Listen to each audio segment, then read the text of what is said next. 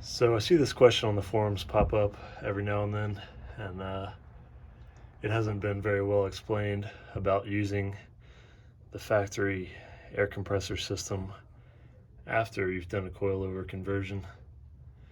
So it's a pretty simple process. All you do is, do the coilover conversion, buy some Firestone ride right bags. The air compressor system, this is the tank or the reservoir for the air compressor, and there's some solenoid valves inside here that are controlled automatically, via the ride height adjusters that are behind the airbag there. There's the driver's side labeled D and the passenger side labeled P, obviously. And those lines run further up, and what you can do is use the kit that comes with the Firestone bags and run the airline through the center,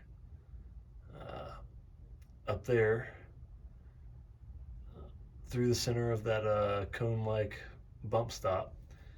You'll have to follow the instructions on the Firestone ride right bags that tell you to cut the bump stop to a certain height. You'll notice that it's no longer as much of a cone as it was before. It's more of a kind of a flat surface for the bag to rest on. The other thing that you'll have to do is, depending on the coilover conversion that you have, you'll need to cover up the top of the bolt so that the bolt doesn't puncture your airbag.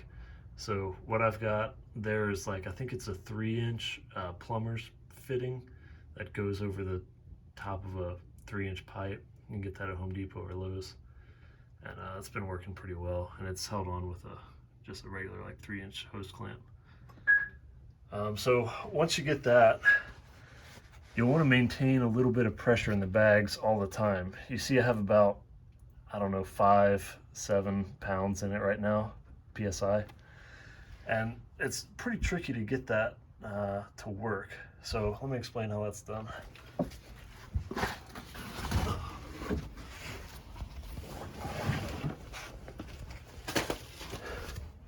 So after you get your bags installed, you'll need to play around with this ride height sensor. On both sides, there's the same thing, this little turnbuckle device. You'll need to play around with that until the system automatically knows where neutral is, and you still only have about 5 pounds of pressure in the bags. This is really tricky. It probably took me about 10 times of adjusting to get it right. Sometimes it'll have too much air pressure in the bags, sometimes it won't be enough. You always want to keep a little bit of pressure in the bags so that they fit in the coil spring.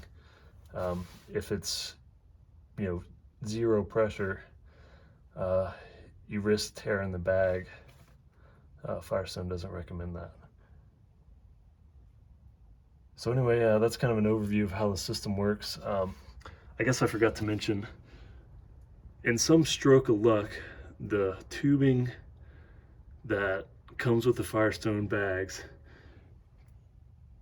the inner diameter of the Firestone tubing and the outer diameter of the factory tubing are almost exactly the same. So what you can do is cut the factory tubing and kind of heat up your Firestone tubing a little bit. I'd used hot water to do that, and then you can put a little super glue on there and then compress them together, and it's like an interference fit. I've been running this for a couple years now like that and haven't had any issues, no leaks. So anyway, it works pretty well.